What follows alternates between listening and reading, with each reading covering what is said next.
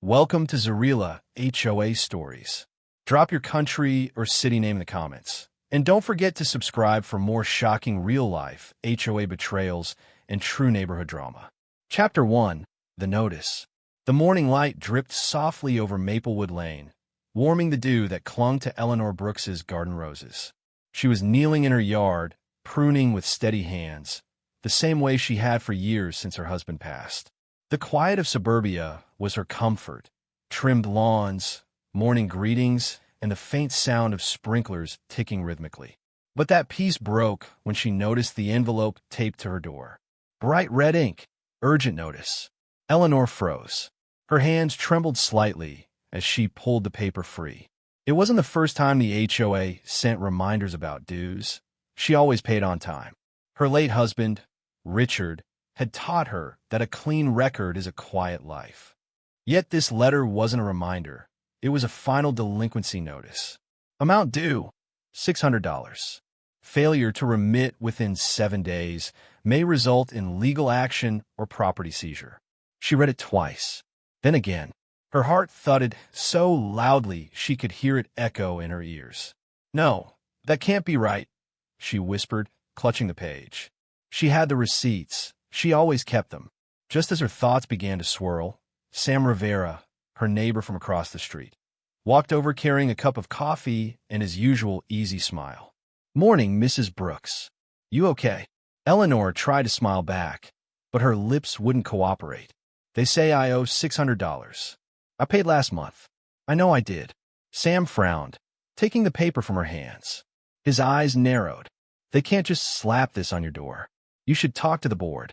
She nodded faintly, the lines on her face deepening with worry. "I'll go today." Inside, Eleanor sat at her old oak dining table, sunlight falling across stacks of neatly labeled envelopes. Utilities, insurance, HOA. She flipped through them until she found her March payment confirmation. There was $600 cleared from her account. Proof. She pressed her trembling fingers to the receipt as though the paper itself could protect her home. Hours later, Eleanor walked into the HOA office, a sterile little building next to the clubhouse. The smell of air freshener mixed with coffee. Behind the counter sat Tracy Hall, the HOA treasurer. Her smile was polite but distant. "Oh, Mrs. Brooks," Tracy said. "I saw the notice. There must be some mistake. Let me check your file." Eleanor watched her type, long, manicured nails clacking against the keyboard. After a moment, Tracy's expression shifted. It says payment not received. That's impossible. I have proof," Eleanor exclaimed, her voice quivering. Tracy hesitated. "Could you bring that by tomorrow? I'll talk to Mark. He handles escalations now." Mark Givens, the new HOA president. Eleanor had never liked the way he smiled. Too practiced like a politician. He moved in last year and seemed to take over everything within months. When Eleanor left the office, the sun had darkened behind gray clouds. She felt watched, the kind of prickling on the back of the neck that makes you turn around, expecting someone there. But the street was empty.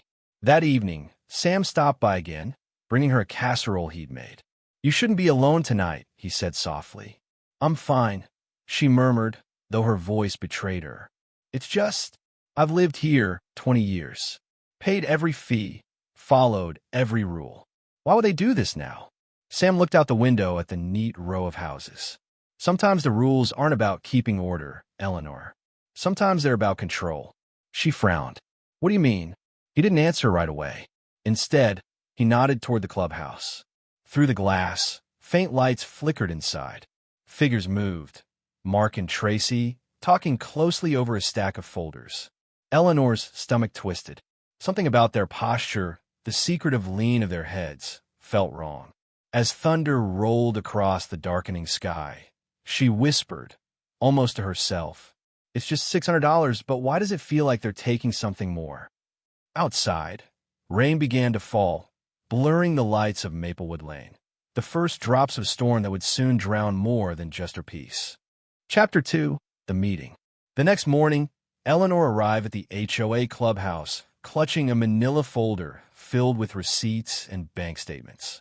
Her heart raced as she stepped inside. The air was thick with the smell of burnt coffee and floor polish.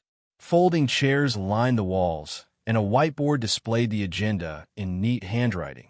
Community maintenance updates, budget review, delinquent accounts. A few neighbors chatted quietly, but the moment Eleanor entered, conversations faded into silence. All eyes shifted toward her. Mark Givens, the HOA president, stood at the front, tall, confident, perfectly pressed suit. His smile stretched just a bit too wide as he gestured for her to sit. "Mrs. Brooks," he said warmly, "glad you could join us. I understand there's been some confusion." Eleanor held her folder tight against her chest. Confusion? Her voice trembled, but she forced herself to meet his gaze. "You posted a delinquency notice on my door. I paid that fee last month. I have proof right here." She opened the folder and laid her receipt on the table. The room was silent except for the faint hum of the ceiling fan. Mark glanced at Tracy Hall, the treasurer, who sat beside him. Tracy's face was pale, and she didn't meet Eleanor's eyes. "Yes," Mark said slowly. "Tracy mentioned your concern. Unfortunately, the payment doesn't appear in our records." "That's not true," Eleanor snapped, loud now. "My bank statement shows the transaction cleared. You must have made a mistake." Mark leaned forward, folding his hands calmly on the table.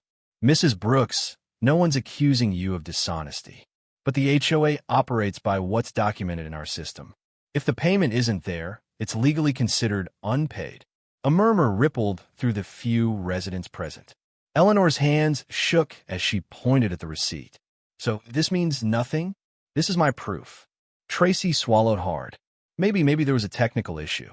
"I can recheck the transaction logs." Mark shot her a sharp look, a silent warning. "That's unnecessary right now. Mrs. Brooks, we'll review your case and let you know. In the meantime, I'd advise you to prepare payment to avoid further penalties." Eleanor blinked, stunned. "You're asking me to pay again? For something I already paid?" Mark offered that same rehearsed smile. "It's only $600, Mrs. Brooks. Surely you'd prefer resolving this quickly rather than risking legal escalation." The words hit her like a slap. "Only $600.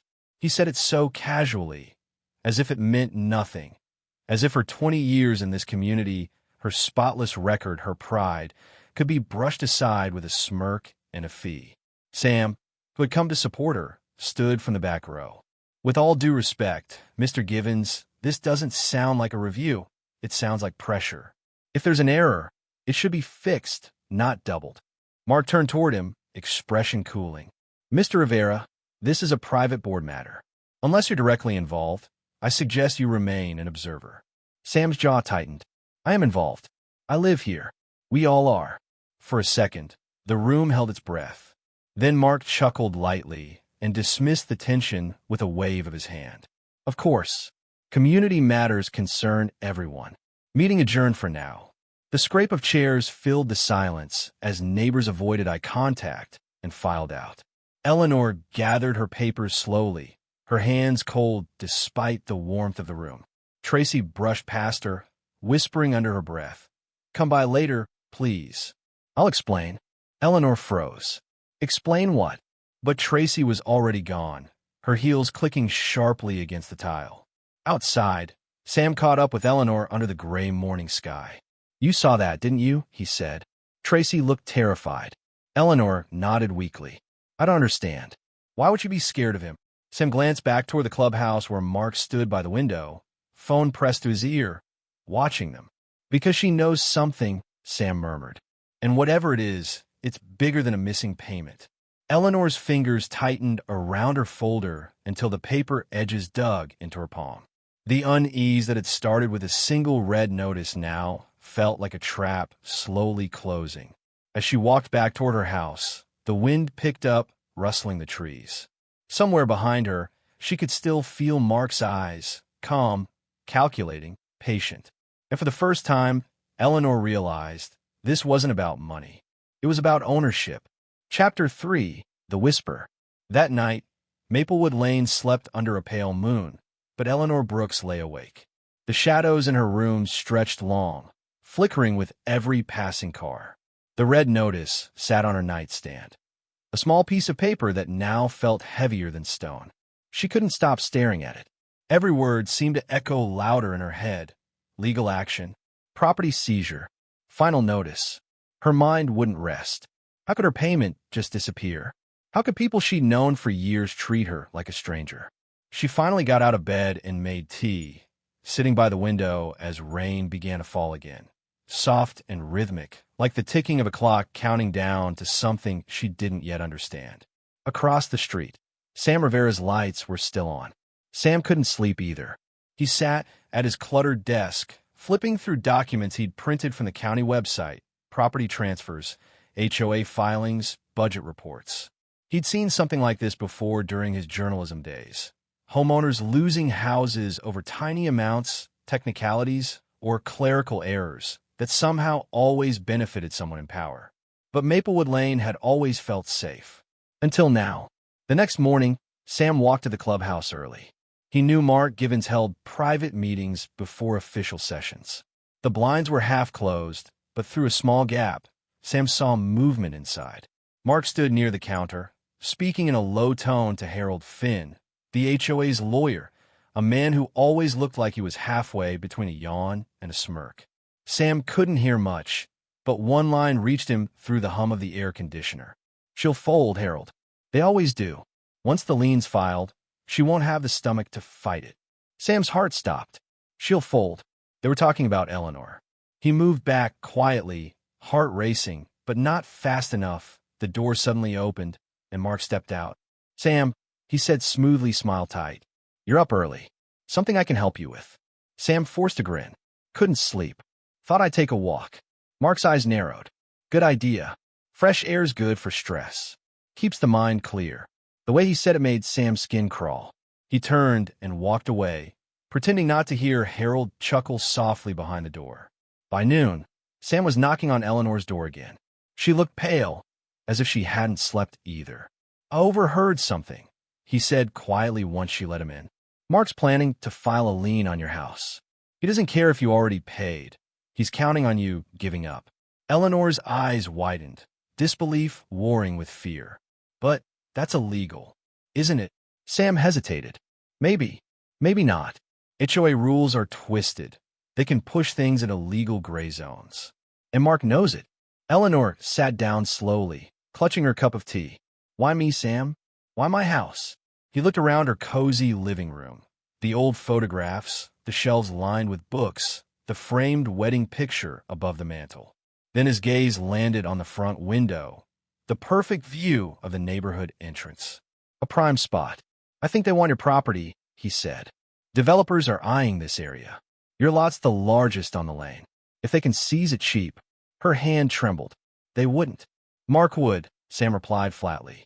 "He's done it before. I found his name linked to a foreclosure 3 towns over. Same pattern. Small debt, fast sale, quiet profit." Eleanor covered her mouth. For a moment, the house was silent except for the faint ticking of her old clock. Finally, she whispered. "He smiled at me like he was helping." I thanked him for his time. Sam's voice softened. "That's what men like him do. They smile while they steal." Outside, a car engine idled. Eleanor peeked through the curtain. Mark's black SUV sat across the street. He wasn't even trying to hide. "He's watching me," she whispered. "Then let him," Sam said, his tone hardening. "But we'll watch him too." That night, Sam printed every record he could find. He highlighted names, addresses, payment dates, and something began to stand out. Multiple homes sold under Mark's watch, each at suspiciously low prices, each to companies linked to the same small group of buyers. He slipped the papers into a folder labeled Maplewood Case. And as the clock struck midnight, Sam made himself a silent promise. He would uncover whatever Mark Givens was hiding. But across the street, in the dim glow of his living room, Mark watched from behind his blinds, his expression unreadable. He lifted his phone, typed a quick message, and smiled faintly. "He's digging. Handle it quietly." The message sent. Outside, the rain fell harder, and Maplewood Lane grew a little darker. Chapter 4. The Letter in the Mailbox. Morning sunlight crept over Maplewood Lane, but brought no warmth. Eleanor stepped outside to collect her mail, still in her robe, her eyes heavy from another sleepless night. The sound of birds was replaced by the faint hum of engines, contractor trucks, HOA vehicles, movement she couldn't ignore anymore. When she opened her mailbox, a single manila envelope sat on top of her regular mail. No return address, no stamp, just her name written in sharp black ink. Her hand shook as she carried it inside. She slit the seal carefully, and a folded piece of paper slid out, typed official-looking. Notice of violation and lien intent. Property code 17B. Amount due $21,974.56. Failure to comply will result in legal seizure proceedings. Her breath caught. 21,000? That was impossible. She'd only been cited for a minor landscaping infraction, nothing near that amount. As she scanned the letter, one line at the bottom made her stomach twist. Signed by HOA President Mark Givens. She dropped the paper on the table, heart pounding. She called the HOA office immediately, her fingers trembling as she pressed the digits. No answer. The voicemail that followed felt rehearsed, almost mocking. You've reached the Maplewood Lane HOA office. For billing disputes, please submit your concerns in writing. Processing may take up to 90 business days. Eleanor hung up. 90 days. They could take her home before that. Across the street, Sam saw her pacing through the window and hurried over. When she showed him the letter, his eyes darkened. That's not a standard notice, he said. They skipped the usual steps. No mediation, no board vote. He pulled out his laptop, quickly opening county court records. There's no filing yet, he muttered. But they're preparing it. Eleanor's voice cracked. What do they want from me? Sam hesitated. Your land. This isn't about fines anymore. It's about control. That afternoon, Sam decided to confront Mark directly. The HOA office was quiet, too quiet. The door was unlocked, blinds half closed, and a faint smell of cologne hung in the air. He walked in, heart pounding. Mark, he called, from behind the desk. Mark looked up slowly, as if expecting him. Mr. Rivera, he said smoothly. To what do I owe this surprise visit? Sam dropped the letter on his desk. You can't just invent debts. This woman's being harassed, and you know it. Mark's expression didn't change. He leaned back, fingers steepled. I suggest you tread lightly, Sam. Ms. Brooks has been out of compliance for months. If she didn't maintain proper records, that's not my fault. That's a lie, Sam snapped. You're manipulating the books. I've seen the pattern. Mark's smile faded. You're a guest in this community. Don't mistake curiosity for authority. The silence stretched. Then Mark added, voice calm but cold. People who dig too deep often find themselves buried in paperwork. Or worse. Sam left before he said something he'd regret, but his pulse thundered. That wasn't a threat. It was a warning. When he got home, a small white envelope was taped to his own door. Inside was a single sheet. Cease and desist. Unauthorized investigation of HOA affairs. At the bottom, in fine print, was Mark's signature again. That night, Sam and Eleanor sat together, her kitchen table covered with papers and printouts. Rain pattered outside, steady and relentless. Eleanor whispered, I feel like he's everywhere, watching every move I make. Sam nodded, eyes fixed on the documents. He is, but now we're watching him back. He tapped one paper, a ledger entry showing a company name that appeared over and over. Bright Ridge Holdings, LLC. Mark doesn't just run the HOA, Sam said quietly. He's selling foreclosed homes to his own shell company. Eleanor. He's using Maplewood to build an empire. Eleanor looked at the paper, her hand covering her mouth. And my home's next. Sam nodded grimly. Unless we stop him first. Outside, lightning flashed across the sky. And just for a second, Eleanor thought she saw Mark's SUV parked at the corner again, headlights off, engine silent, watching. Chapter 5. The Man Behind the HOA. Rain had turned Maplewood Lane into a shimmer of gray and reflections. Eleanor sat by her living room window, the glow of a single lamp casting soft light across stacks of documents and envelopes. The walls of her once peaceful home felt tighter now, the air heavier. Every creak sounded like a footstep. Every engine outside made her chest seize. She hadn't left the house all morning. Sam had promised to dig deeper into Bright Ridge Holdings, the mysterious company buying up foreclosed properties. But Eleanor couldn't shake the feeling that she was already being watched. At 11 a.m., there was a knock on the door. Not gentle, sharp, authoritative. She froze. Then, slowly, she opened it. Mark Givens stood there in a pressed navy suit, his smile small and practiced. Behind him, a younger woman held a clipboard, an assistant or maybe a witness. "Ms. Brooks," Mark said smoothly. "I thought I'd come by personally to clear up some confusion." Eleanor forced a thin smile. "About what? The fake fines? Or the part where you're trying to steal my home?" His eyes narrowed, but the smile didn't fade. "No one is stealing anything. The HOA operates within legal bounds. But when rules are ignored, there are consequences." The assistant scribbled notes. The sound of her pen scratching paper made Eleanor's stomach twist. Eleanor took a step forward. "You've already taken 3 homes on this street. Families, Mark. And now you're coming after mine." Mark tilted his head. Those families were in default. The HOA simply enforced compliance. He paused, eyes glinting. "You, however, have made this personal." He handed her another envelope. 30 days, Ms. Brooks. After that, the board will vote on foreclosure proceedings." Eleanor didn't take it. "I'm not scared of you." He leaned in slightly, his cologne overwhelming. "You should be." Then he turned and walked away, the assistant trailing behind like a shadow. Eleanor stood in the doorway long after they'd left, her heartbeat pounding in her ears. That night, Sam returned with new information. He looked pale, rain-soaked, his laptop bag slung over his shoulder. "You were right," he said, his voice low. "Mark's connected to Brightridge. He's been transferring HOA properties into that company for years. Guess who's listed as the managing partner?" Eleanor frowned. "Who?" "His brother, Jason Givens, former real estate developer. Filed for bankruptcy 5 years ago. Now he's back through Brightridge." Eleanor sat down hard, the pieces falling into place.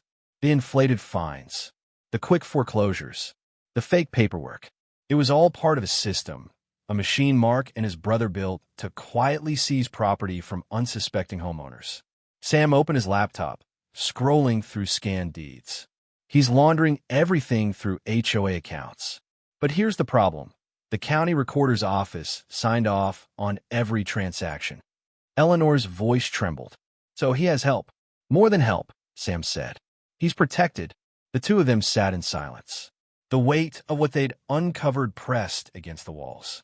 Then Eleanor whispered, "If we can prove this, we could stop him."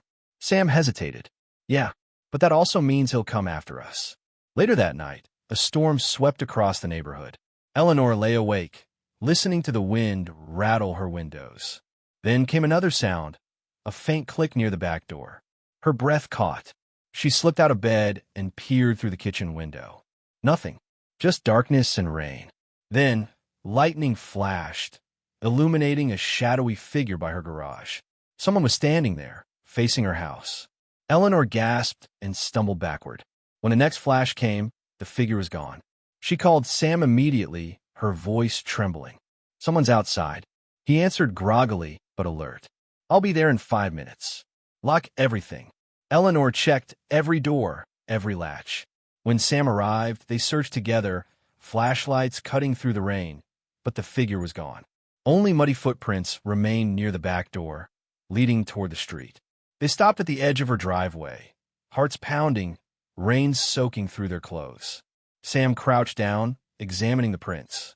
"These are fresh," he muttered. "Big work boots. Someone wanted you to see them." Eleanor shivered. "He's not just trying to take my house anymore." Sam nodded grimly. "No, now he's trying to scare you into leaving before he does." And as thunder rolled through the night, Eleanor made a silent vow. She wasn't leaving. Not her home, not her fight. Whatever Mark Givens was hiding, she was going to drag it into the light. Chapter 6. The Boardroom Trap. The following morning dawned gray and cold. Rain had stopped, but the sky hung heavy, mirroring the weight pressing down on Eleanor's chest. She sat at her kitchen table, surrounded by papers, highlighter marks cutting through pages like scars.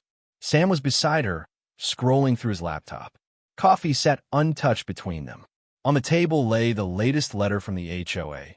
Board hearing scheduled, attendance mandatory. Eleanor's eyes lingered on the bold print. "They're setting me up," she whispered. Sam nodded. "They'll make it look official legal. Then they'll vote to foreclose, right there in front of you." Eleanor rubbed her temples. "We need to expose them before that happens." "But how?" Sam looked at her, resolve in his eyes. "By giving them exactly what they want, a show. We'll go to that meeting, record everything, and make him hang himself with his own words." That evening, Eleanor arrived at the Maplewood Community Center. The room was small but staged like a courtroom. Long oak table, rows of folding chairs, a flag in the corner. The fluorescent lights buzzed faintly. At the far end sat Mark Givens, immaculate in another dark suit. Around him were 4 board members, neighbors Eleanor barely recognized anymore. They looked uneasy, as if afraid to meet her eyes. When Eleanor stepped in, Mark smiled. Ms. Brooks, we appreciate your attendance. Let's proceed." Sam followed, setting his phone discreetly on the table, recording. Mark shuffled papers. "According to the records, your property has incurred over $20,000 in fines for repeated violations, yard maintenance, unauthorized fencing, and non-payment of previous dues." Eleanor leaned forward. "You and I both know those charges were fabricated." Mark's smile never faltered. "Fabricated? No, Ms. Brooks. Documented. Voted on. Enforced." Sam interjected, voice calm but firm. "Funny, because I reviewed those meeting minutes. None of these so-called votes actually happened." The room shifted. The board members exchanged glances. One older woman, Mrs. Collins, frowned. "Mark, is that true?" Mark's eyes flicked toward her, his voice suddenly sharp. "The votes were recorded electronically. Perhaps you've forgotten." Sam slid a printed page across the table. An HOA financial report. "And what about this?" Multiple payments from Bright Ridge Holdings funneled into the HOA's legal reserve fund. "Why is your brother's company paying into a neighborhood account?" The color drained from Mark's face for the briefest moment before he recovered. "Irrelevant. You're trespassing into private administrative matters." Eleanor's voice rose. "No, Mark. You're laundering homes through a shell company, and you think nobody notices. You're destroying people's lives." A tense silence fell. Mrs. Collins looked pale. "Mark, what is she talking about?" Mark stood abruptly, slamming his hand on the table. "Enough. Ms. Brooks is in violation. The board will vote to seize her property effective immediately." Eleanor's voice trembled with anger. "Without proof? Without due process?" He turned to the board. "All in favor?" Only one hand rose. 2 stayed frozen. Mrs. Collins hesitated, then slowly shook her head. "No, not until we verify this." Mark's jaw tightened. "You're making a mistake." Sam's phone captured every word. Eleanor stood, her fear gone. "You already made yours, Mark. You thought you could bully everyone into silence." She pointed at him, her voice rising. "But this time, someone's watching." After the meeting, Eleanor and Sam stepped out into the cool night air. Their breaths came heavy, hearts racing. "That recording," Sam said quietly. "It's enough to start something." Eleanor nodded, her eyes fixed on the glowing streetlights. "Then we send it to everyone, county office, news outlets, the FBI if we have to." Sam smiled faintly. "Mark won't go down quietly." She looked back toward the HOA building, where a single light still glowed in Mark's office. Through the window, she saw him pacing, phone pressed to his ear, movements sharp and angry. Eleanor whispered, "Let him rage. He's losing control." But deep down, she felt it, that creeping chill. Mark was cornered now, and a man like him didn't retreat. As they walked away, Sam's phone buzzed. Unknown number. A text appeared on screen. "You shouldn't have recorded that meeting. People get hurt for less." Sam froze mid-step. Eleanor's stomach twisted when she saw it. "Who sent that?" she whispered. He turned the phone toward her. "It's from an untraceable address, but I think we both know who." Lightning flickered in the distance, illuminating the dark shape of Mark's SUV parked down the street, engine idling. He wasn't done with them. He was just getting started. Chapter 7, The Breaking Point. The wind howled through Maplewood that night like a warning. Branches scraped against windows, and distant thunder rolled low across the hills. Inside Eleanor's house, the lights were dim, curtains drawn. She hadn't slept since the HOA hearing. Every sound made her flinch. Sam sat at her dining table, his laptop open, surrounded by printouts and evidence. The recording from the meeting had already been backed up, encrypted, and sent to 3 separate emails. But still, neither of them felt safe. Eleanor's voice broke the silence. He knows where I live. He could do anything. Sam didn't look up. That's exactly why we can't back down now. He clicked through files, photos, invoices, property records. Then he froze. Wait, look at this. He turned the screen toward her. Brightridge Holdings just filed for acquisition of your property, dated yesterday. Before the hearing. Eleanor's jaw went slack. Before the hearing? That means they already planned to take it, no matter what happened in that room, Sam finished grimly. She stared at the screen, her pulse racing. He's not even pretending to follow the law anymore. Sam nodded slowly. No, because he thinks no one can stop him. At that moment, headlights flashed across her living room wall. Eleanor's body stiffened. Through the curtain, she saw a dark SUV idling outside again. Sam stood and moved to the window, peering out carefully. Same car, same spot. Eleanor whispered, "He's taunting us." Sam clenched his fists. "We're watching to see if we'll break." He stepped away from the window. "Pack a few things. You're staying at my place tonight. We'll send everything to a contact I know at the county recorder's office in the morning." Eleanor hesitated, then nodded.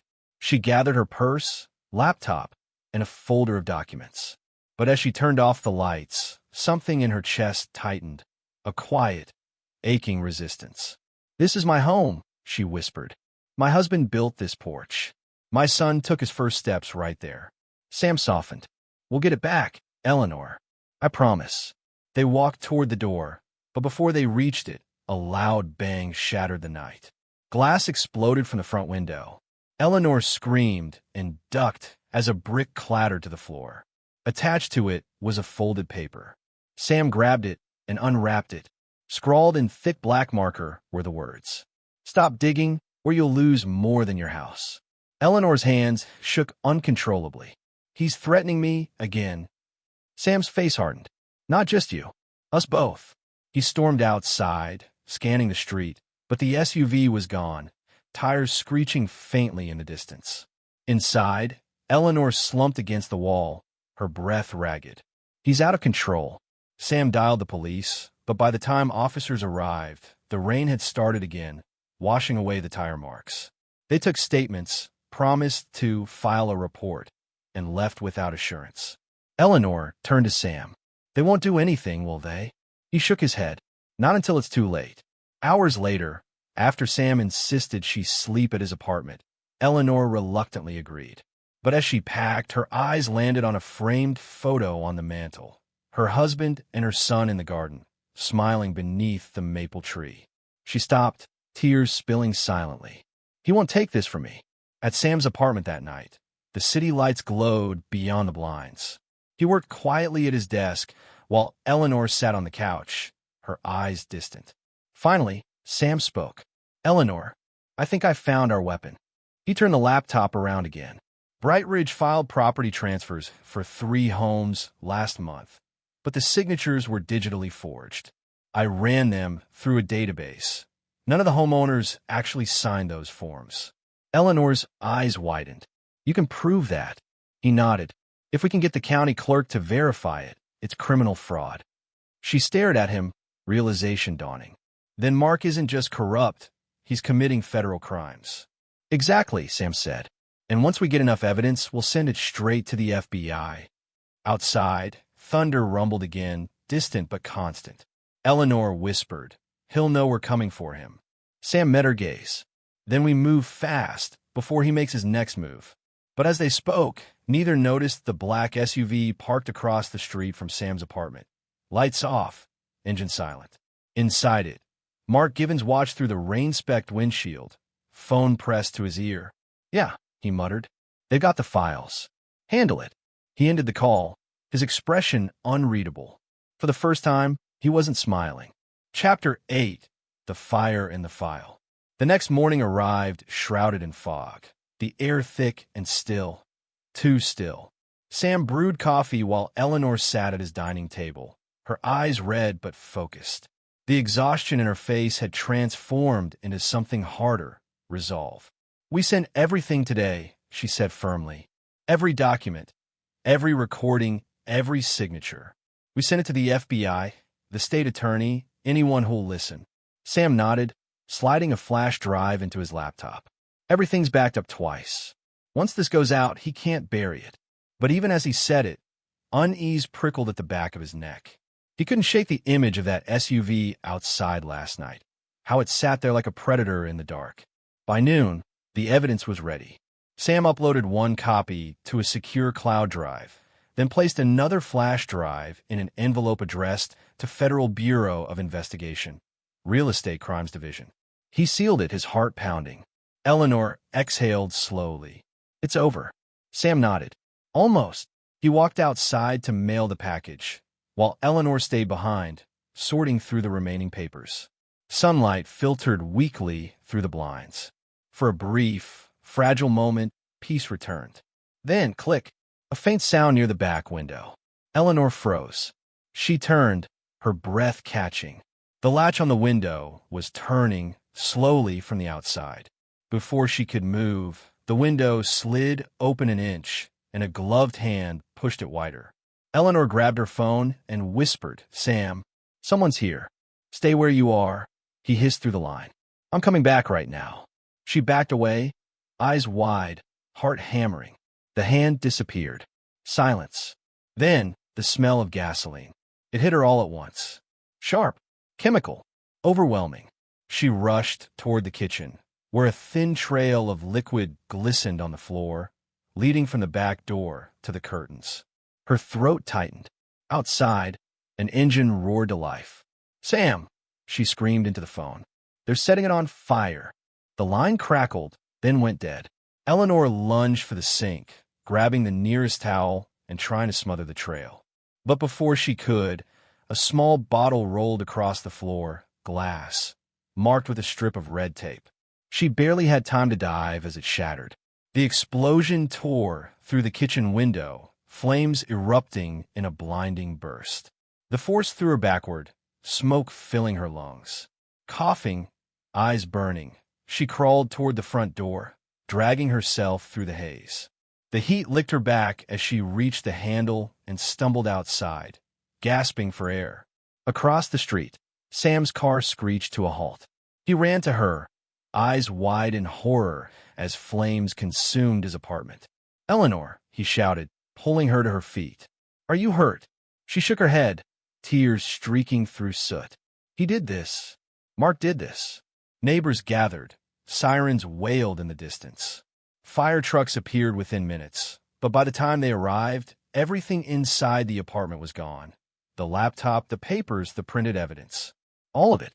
Eleanor watched it burn, her heart hollow. Sam stood beside her, jaw clenched, fist shaking. He destroyed everything. But then Eleanor turned, voice trembling but fierce. "Not everything. I sent copies of the files to my old friend Carla. She works at the state attorney's office. If she opens that email, Mark's finished." Sam blinked.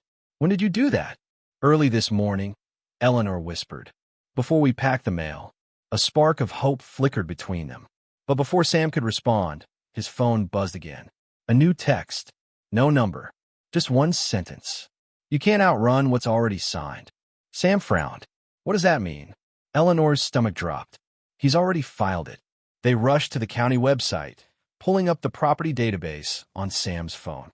And there it was. Property transfer. Parcel hashtag 417B. Owner, Eleanor Brooks. Transferred to Bright Ridge Holdings, LLC. Recorded 8:04 a.m. Eleanor's knees buckled. He stole it. Hours ago. Sam caught her, his voice breaking. "We'll reverse it. Once Carla sees the files." But she wasn't listening. Her eyes were fixed on the inferno consuming the apartment. The last trace of her life before this nightmare. In the reflection of the flames, she saw Mark's SUV parked at the corner again. He sat inside, windows up, face faintly illuminated by the firelight. Their eyes met, his calm, hers burning. And as firefighters shouted command around them, Eleanor whispered, voice trembling with fury, "He took my home. Now I take everything from him." The flames roared higher, painting the night in orange and gold. The war between them had just turned personal. Chapter 9. The Quiet Before the Storm. Dawn broke over Maplewood Lane with an eerie stillness. Smoke from a fire still lingered faintly in the air, a reminder of what was lost. Eleanor stood on the sidewalk in borrowed clothes, staring at the ashes of Sam's apartment. The fire department had called it accidental, but everyone who had seen that explosion knew better. Sam approached quietly, holding 2 cups of coffee. His face was pale, dark circles under his eyes. "I didn't sleep," he said softly. Eleanor took the cup, but didn't drink. "Neither did I." The silence stretched. Police cars had come and gone, reporters too, but none stayed long. It was just another unfortunate fire to them. No one wanted to believe an HOA president could orchestrate something like this. Sam finally spoke. "Carla got the files." Eleanor turned to him sharply. "She opened them?" He nodded. "Every single one. She called me around 3 in the morning. She's already building a case with the state attorney's office." For the first time in days, Eleanor's shoulders eased. "Then he's done." Sam hesitated. "Not yet." She said it's going to take time, weeks, maybe months, to push charges through the system. Eleanor's relief faded. "Time is what he's using to destroy me." Sam looked away, guilt crossing his face.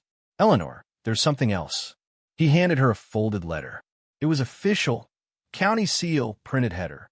She opened it slowly, eyes scanning the words. "Notice to vacate. Property now legally owned by Bright Ridge Holdings, LLC. You have 72 hours to remove all personal belongings before eviction enforcement begins." Eleanor's voice broke. 72 hours from my own house." Sam clenched his fists. He fast-tracked the transfer. He's using legal loopholes, false notarizations, falsified witness signatures. It's airtight on paper. Eleanor sank onto the curb, staring at the ground. "He burned everything, Sam. The papers, the house, the proof. What if Carla can't fix it in time?" Sam crouched beside her. "Then we make him expose himself. Publicly." She looked up, confused. "Ow!" He leaned closer. "The HOA has its annual open meeting tomorrow night. Residents, media, investors, everyone's invited. We get the truth out there where he can't silence it." Eleanor hesitated, fear flickering in her eyes. "He'll try to stop us." Sam's expression hardened. "Then we let him try." That night, Eleanor stayed in a small motel on the edge of town. The hum of the air conditioner was the only sound in the room. She couldn't stop thinking about her house, the garden, the maple tree, the laughter that used to fill those walls. Now, all that remained was paperwork declaring someone else's ownership. She sat on the bed, staring at the eviction notice on the nightstand. Each line felt like a wound. Legally owned by Bright Ridge Holdings. Her phone buzzed. A message from an unknown number again. "Still fighting? You never learn." Her hand trembled, but she didn't delete it this time. She took a screenshot and sent it straight to Sam. He replied instantly. "Keep everything. Every message. He's losing control." Eleanor looked out the motel window. Across the street, a car idled under a broken streetlight. Its headlights were off, but she could see the faint glow of a cigarette inside. She whispered to herself, "He's watching again." The fear was real, but under it, something else was forming. A cold, steady anger.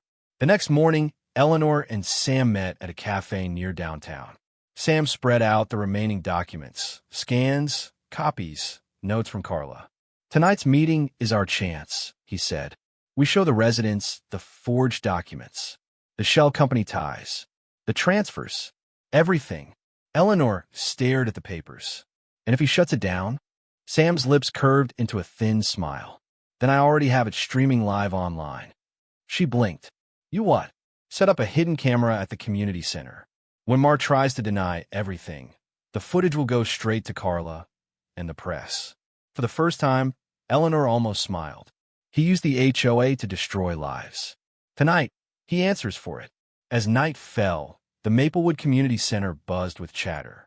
Residents filled the seats, unaware of the storm about to break. Eleanor stood outside with Sam, her heart pounding as she looked at the glowing windows. "You ready?" he asked. She nodded, her voice steady. "Ready to take back what's mine." Sam handed her a small microphone pinned under her collar. "Stay calm. Don't let him see fear." Inside, Mark's voice echoed from the podium, smooth and confident as ever. "Tonight," he declared, "we celebrate another year of community and growth." Eleanor stepped through the doorway, her presence freezing the room. Conversation stopped. Mark's eyes flicked up, and for the first time his smile faltered. She walked straight toward him, fire in her gaze. "Let's talk about growth," she said. "Like how you've been growing your own real estate empire off everyone's homes." Gasps filled the room. Mark's mask cracked. "Ms. Brooks, this is not the time." "Oh, it's exactly the time," Eleanor cut in, her voice sharp. "And everyone here deserves to know what you've done." Every camera turned toward them.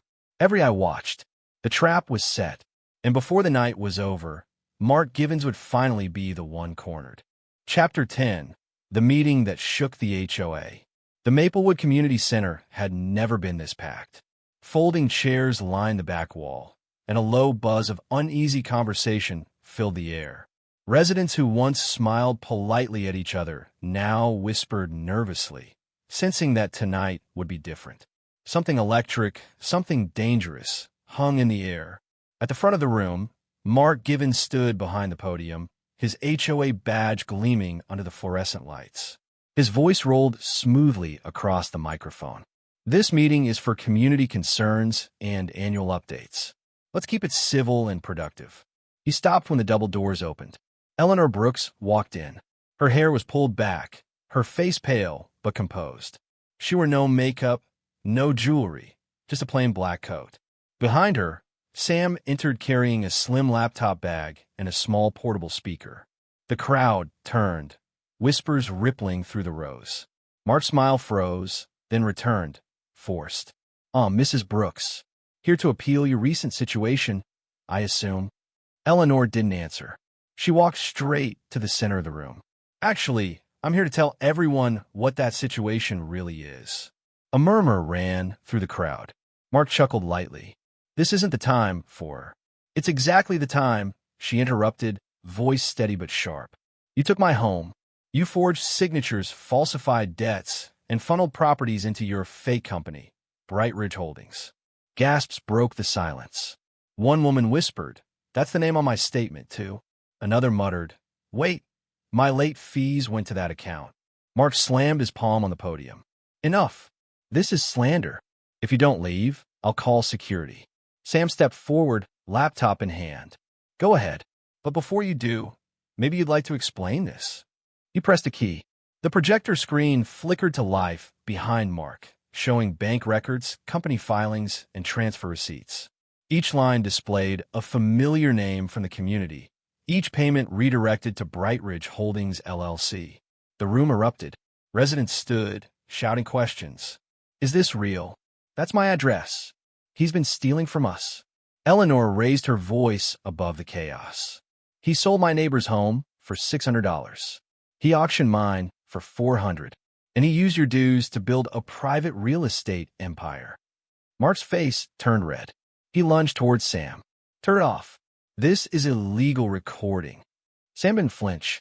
"Actually, Mark, this meeting's being streamed live to the HOA Oversight Board and the local news." The room went dead silent. Mark froze. His hand trembled on the podium. You wouldn't." Sam smirked. "Already did." From the back of the room, two men in plain suits stepped forward. One flashed a badge. "Special Agent Reynolds, FBI Financial Crimes Division. Mr. Givens, we need you to step away from the podium."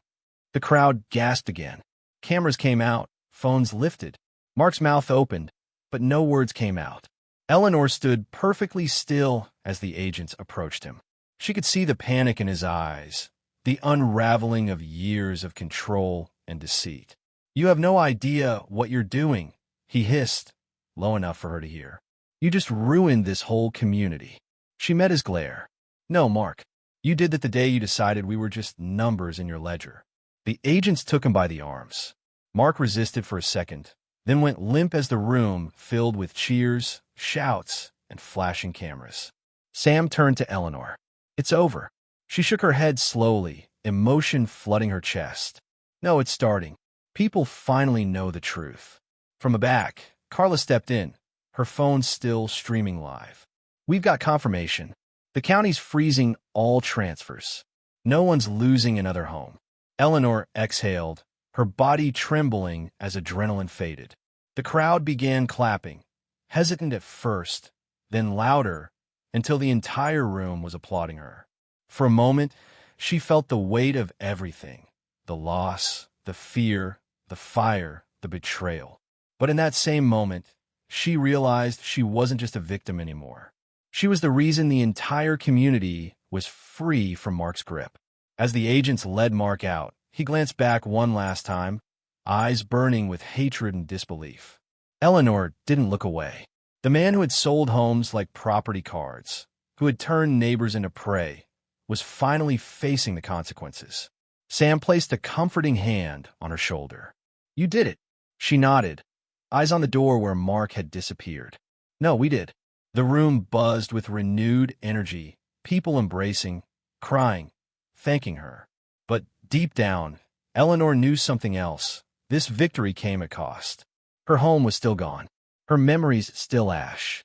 Yet for the first time in months, she felt something close to peace. Justice was coming, and this time it was staying. Chapter 11. The Price of Justice. The sun rose over Maplewood like it always did, warm, golden, and indifferent to everything that had burned beneath it. But that morning, the neighborhood was changed. People lingered outside their homes, speaking in hushed, uneasy voices. For the first time in years, there were no HOA patrols, no warning notes tucked under doors, no Mark Givens watching from his office window. Still, there was no celebration, just quiet shock, and something heavier beneath it. Eleanor sat on the curb, outside her old house. The auction sign was gone, replaced with yellow police tape. The garden she once tended was wilted and ash-gray from neglect. She held her keys, useless now, and stared at the lock that no longer belonged to her. Sam approached from across the street, coffee in hand. You shouldn't be here, you know, he said softly.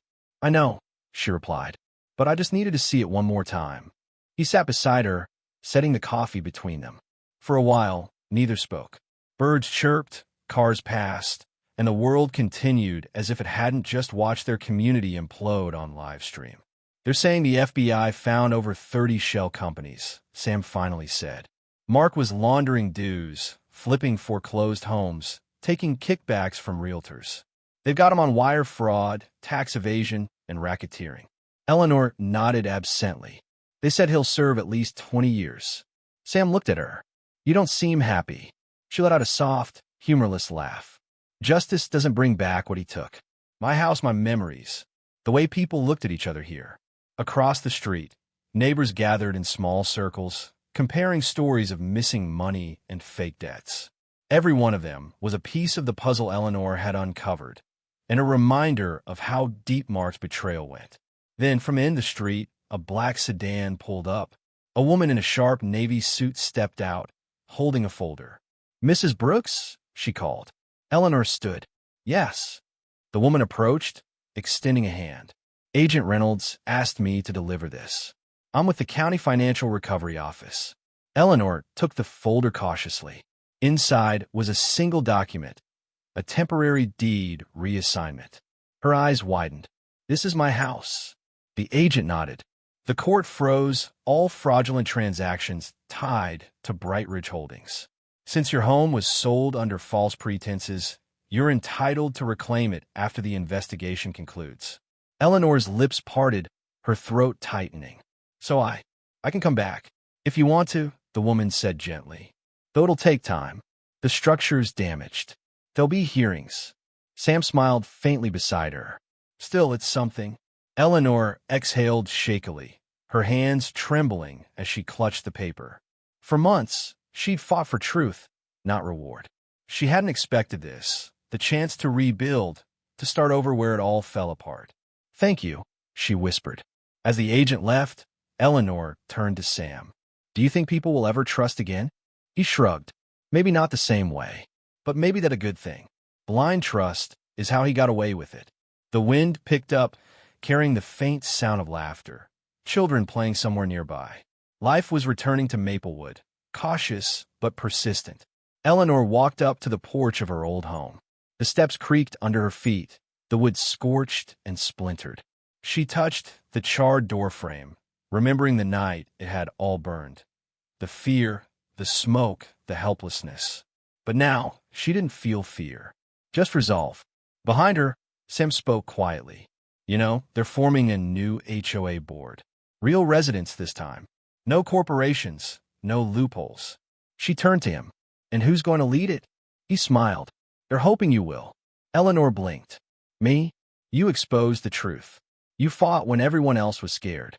People trust you now."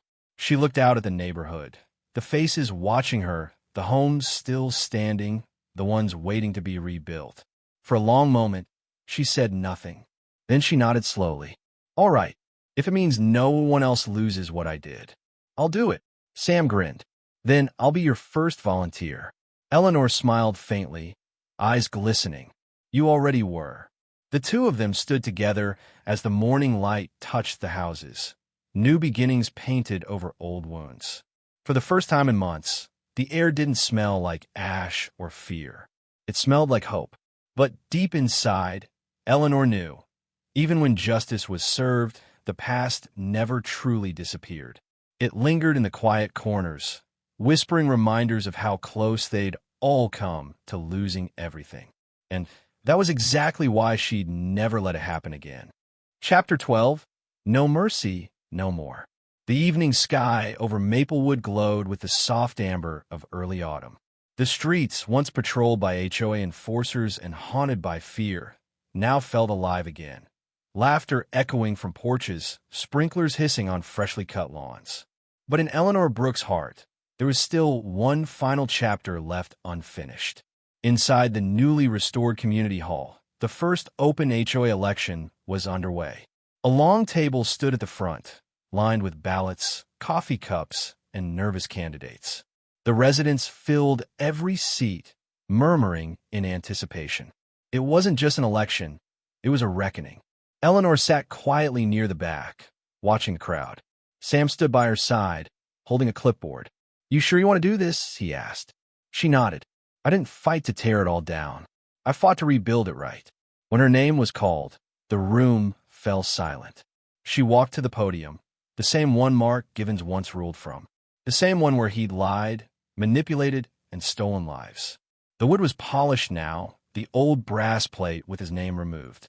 Eleanor rested her hands on the podium. "Most of you knew Mark," she began, her voice calm but carrying. "You trusted him. We all did. He promised us safety, order, and community, but what he gave us was fear, silence, and loss." A quiet murmur of agreement rippled through the audience. "I lost my home," she continued. "Some of you lost your savings, your peace, your faith in this place. We can't pretend it didn't happen, but we can make sure it never happens again." Sam watched her with quiet pride as she went on. "I'm not running to lead this community," she said softly.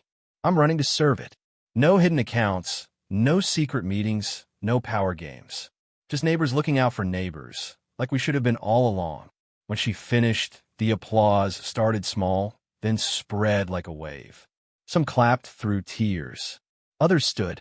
It wasn't loud or dramatic, just deeply real. Minutes later, the votes were cast and counted. The result was unanimous. Eleanor Brooks, once the woman whose home had been sold for $400, was now the new president of the Maplewood Homeowners Association. As the announcement echoed, Eleanor's chest tightened. For the first time in months, she didn't feel powerless. She felt whole. Sam leaned close and whispered, "No mercy, huh?" Eleanor smiled faintly. "Not for people who destroy lives, but for those rebuilding them. Always." After the meeting, Eleanor walked outside into the cool night. The air was still peaceful. Across the street, her house stood quietly behind temporary fencing. The reconstruction crew had cleared the debris, leaving behind a blank foundation, a clean slate. She stepped closer, the gravel crunching beneath her shoes. Moonlight shimmered on the windows that had survived the fire. She reached out and touched the frame, feeling the cold metal against her fingertips. Behind her, footsteps approached. She turned to see Agent Reynolds, his tie loosened, paperwork in hand. "Evening, Mrs. Brooks," he said. "Thought you should know. The court finalized restitution. You'll be compensated for the sale and damage." And Mark Givens, he took a plea deal. 25 years, no parole. Eleanor nodded slowly. "Good. Maybe now the others can rest easy." Reynolds gave a respectful nod. "For what it's worth, you did what most people never could. You turned a community's silence into its strength." When he left, Eleanor stood alone, looking at her home, not as ruins, but as the start of something honest. She could still hear faint echoes of the past, the board meetings, the warnings, the cold letters demanding payment. But this time, she didn't flinch. That world was gone. She took a deep breath, whispering into the quiet, "No mercy, no more." From a distance, Sam called out, "Hey, you ready? The neighbors are throwing a small celebration for the new president." Eleanor turned, smiling. "Be right there." As she walked back toward the glow of porch lights and warm voices, she felt something she hadn't felt in a long time: belonging. Not the kind enforced by contracts or fines, but the kind built on truth and shared survival. Maplewood was healing, and those scars would remain. So would the strength that came from facing the unthinkable and winning. That night, as the community gathered under strings of soft lights, Eleanor stood among them, laughing, remembering, forgiving. Her story had started with cruelty and corruption, but it ended here, with courage, unity, and the quiet power of justice. And as the crowd lifted their glasses in her honor, she knew one thing for certain: evil had no place left to hide in Maplewood. Thanks for watching Zarela HOA Stories. Don't forget to subscribe and drop your city or country name in the comments. And remember, sometimes standing up for what's right can change everything.